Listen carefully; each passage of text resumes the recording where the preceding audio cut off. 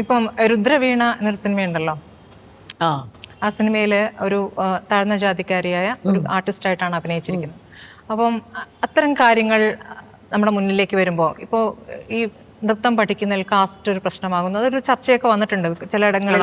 Cast കളറൊക്കെ പ്രശ്നമാണ്.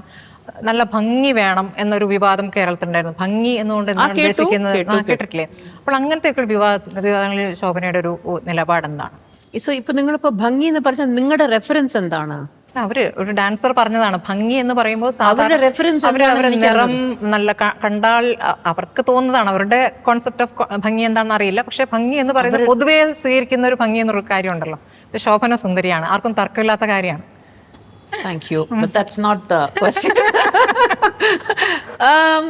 See, ഇപ്പം നിങ്ങൾ ഒരു ആർട്ടിസ്റ്റിൻ്റെ ഒരു പേഴ്സണൽ ഒപ്പീനിയനെ പറ്റി വേറെ ഒരു ആർട്ടിസ്റ്റോട് നിങ്ങൾ ചോദിക്കുകയാണ്.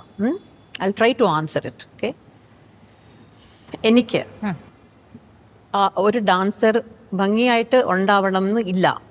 ഓക്കെ, ബിക്കോസ് നമ്മൾ ആദ്യം ഒരു സ്റ്റേജ് ഒരു വേദിയിൽ വരുമ്പോൾ ഒരു 3 minutes 5 minutes പോലും നമ്മൾ ആ ഭംഗി ശ്രദ്ധിക്കില്ല. ഒരു 2 minutes ഉണ്ടാവുള്ളൂ. ഭംഗിയോ വണ്ണമോ പ്രായമോ. ഓക്കെ, സോ എനിക്ക് ഇൻ മൈ പേഴ്സണൽ ഒപ്പീനിയൻ ഒരു പ്രസൻറ്റബിലിറ്റി ചിലപ്പോൾ ആയിരിക്കും അവർ ഉദ്ദേശിക്കുന്നത്. ഓക്കെ, ബിക്കോസ് അവരുടെ ഈ വ്യൂ പോയിന്റിൽ അവർ എന്തോ ജഡ്ജായിരുന്നു അല്ലേ? അപ്പോൾ അത് എങ്ങനെയാ അങ്ങനെ അവരുടെ ചില റൂൾസ് ഉണ്ടാവും ചിലപ്പോൾ. എനിവേ അവരെ വിടുക.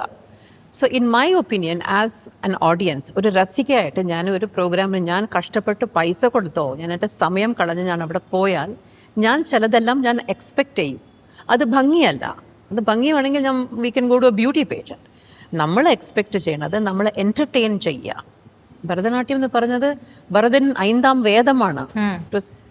ഒറിജിനലി അതിൻ്റെ മിത്തോളജിക്കൽ ഒറിജിൻ എൻ്റർടൈൻമെൻറ്റിന് വേണ്ടി ഓൾസോ ആയിരുന്നു. അത് സ്പിരിച്വൽ മാത്രമല്ല. സോ ഞാൻ പോണത് ഒരു ആർട്ടിസ്റ്റ് എത്ര നമ്മൾ എൻ്റർടൈൻമെൻറ്റ് ചെയ്യുക, നമ്മളെ ട്രാൻസ്പോർട്ട് ചെയ്യുക, വേറെ ഒരു ലോകത്തിൽ കൊണ്ടുപോവുക, അതാണ് ഞാൻ നോക്കുന്നത്. അതിൽ ഭംഗി എത്രമാത്രം അതിൽ ഇറ്റ് ഹെൽപ്സ് എന്നുള്ളത് എനിക്ക് അറിഞ്ഞൂടാ. പേഴ്സണലി ഭംഗിയോ നിറമോ ഐ ഡോണ്ട് തിങ്ക് മാറ്റേഴ്സ്. എന്നെ വെച്ചിങ്ങനെ പറയാൻ വേണ്ട. അല്ല, അത് ഞാൻ വേറെ ഒരു തമാശയായിട്ട് അതിൽ പറഞ്ഞതായിരുന്നു. ഇപ്പം കുട്ടികളെ പഠിപ്പിക്കുമ്പോൾ ഇവിടെ പഠിപ്പിക്കുന്നു, ദുബായിൽ സ്കൂളുണ്ട് അല്ലേ? അപ്പോൾ ഇവിടെ നിന്നും അവിടെ പഠിപ്പിക്കാൻ പോകുമ്പോൾ കുട്ടികൾ വ്യത്യാസം തോന്നുന്നുണ്ടോ? ഈ എത്രത്തോളം ഈ ഡാൻസ് ഇഷ്ടപ്പെട്ട് വരുന്നു, അല്ലെങ്കിൽ ജസ്റ്റ് ഒന്ന് ശോഭനയുടെ കീഴിലാണ് ഞാൻ പഠിക്കുന്നത് എന്ന് കാണിക്കാൻ വേണ്ടി വരുന്നവരുണ്ട്. അങ്ങനെ ചിലപ്പോൾ എടുക്കാം. നമുക്കറിയും വന്ന ഉടനെ അവർ ചിലപ്പോൾ ഫോട്ടോ ചോദിക്കും. അപ്പം നമുക്ക് പറഞ്ഞു വിടും ഇത് ഫോട്ടോ പഠിക്കാനാണോ വന്നേ അല്ലെങ്കിൽ ഒരു ഫാനായിട്ടാണോ വന്നേ. അപ്പോൾ ഫാനാണെങ്കിൽ ഇവിടെ പഠിക്കാൻ പറ്റില്ല, ഫോട്ടോ എടുത്തിട്ട് പോകാൻ, അങ്ങനെയൊക്കെ പറഞ്ഞ് നമ്മൾ ചെയ്യും. പിള്ളേർ എല്ലാ സ്ഥലത്തും ഒന്നാണ്. ഓക്കെ, സോ ചില പിള്ളേർക്ക് ഒരുപാട് ടാലൻറ്റ് ഉണ്ടാവും, പക്ഷെ അവർക്ക് ആ ഫോക്കസ് ഉണ്ടാവില്ല. Like any other school, right? ചില പിള്ളേർക്ക് ഒരുപാട് ഫോക്കസ് ഉണ്ടാവും, ചില ഏരിയയിൽ അവർക്ക് will have to do more. ചില പിള്ളേർക്ക് കേട്ടാൽ താളം വരില്ല, പക്ഷെ ഭംഗിയായിട്ട് അഭിനയിക്കും. അങ്ങനെയാണ്. പിന്നെ ഡാൻസ് പഠിക്കുക എന്ന് വെച്ചാൽ ഭയങ്കര ചെലവുള്ള കാര്യമാണ്. സ്കൂളുകളിലും ഭയങ്കര പ്രശ്നമാണല്ലോ. യൂത്ത് ഫെസ്റ്റിലൊക്കെ പോകണമെങ്കിൽ ഒക്കെ ഭയങ്കര ബുദ്ധിമുട്ടാണ്. അപ്പൊ അങ്ങനെ നന്നായി ഡാൻസ് പഠിക്കാൻ ആഗ്രഹമുള്ള, നന്നായി കഴിവുള്ള പാവപ്പെട്ട വീട്ടിലെ കുട്ടികളും ഉണ്ടാവുമല്ലോ. അപ്പൊ അങ്ങനെയുള്ള കുട്ടികളെ ശോഭന സഹായിക്കുന്നുണ്ടോ? അങ്ങനെ സഹായിക്കുന്നുണ്ടോന്നോ? സഹായിച്ചിട്ടുണ്ട്, ഒരുപാട് സഹായിച്ചിട്ടുണ്ട്.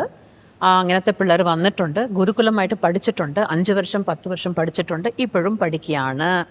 പിന്നെ ഈ ഒരു ചോദ്യം കഴിഞ്ഞിട്ട് എനിക്കൊരു വിഷൻ ഉണ്ട്.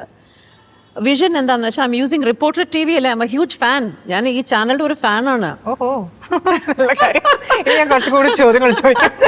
നിങ്ങൾ വന്നില്ല. സോ ഇത് എനിക്ക് ചെയ്യാൻ ഉള്ളത്, I want to educate female children, right? So കുറച്ച് കഴിഞ്ഞിട്ട് ഞങ്ങൾ ഒരു പബ്ലിസിറ്റി ചെയ്യും. അതിൽ അവരുടെ ഈ ബയോഡേറ്റാവും അവരുടെ മേൽ പഠിപ്പ്, that whatever they want to do അവർ എഴുതിയിടുക.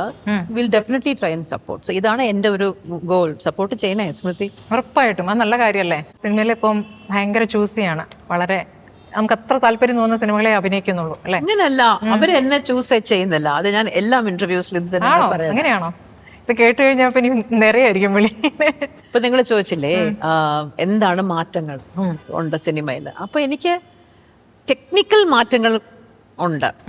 ഓക്കെ. സോ ഇടയ്ക്ക് തരുൺ മൂർത്തിയുടെ സിനിമ ചെയ്തു, പിന്നെ അതിന് മുമ്പ് വേറെ ഒരു സിനിമ ചെയ്തു.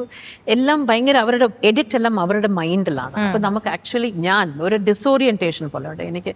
ഇപ്പം നോ പ്രോബ്ലം മാം, നമുക്ക് എഡിറ്റിൽ നമ്മൾ നോക്കും. പക്ഷെ എൻ്റെ ഒരു ഐ എം യൂസ് ടു പ്രിയദർശൻ്റെ എപ്പോഴും എഴുതി ഒരു കട്ട് പോയിന്റ് വെച്ച് അങ്ങനെയാണ്. സോ എനിക്കത് എല്ലാം എപ്പോഴും കൺഫ്യൂഷനാണ്. But it works.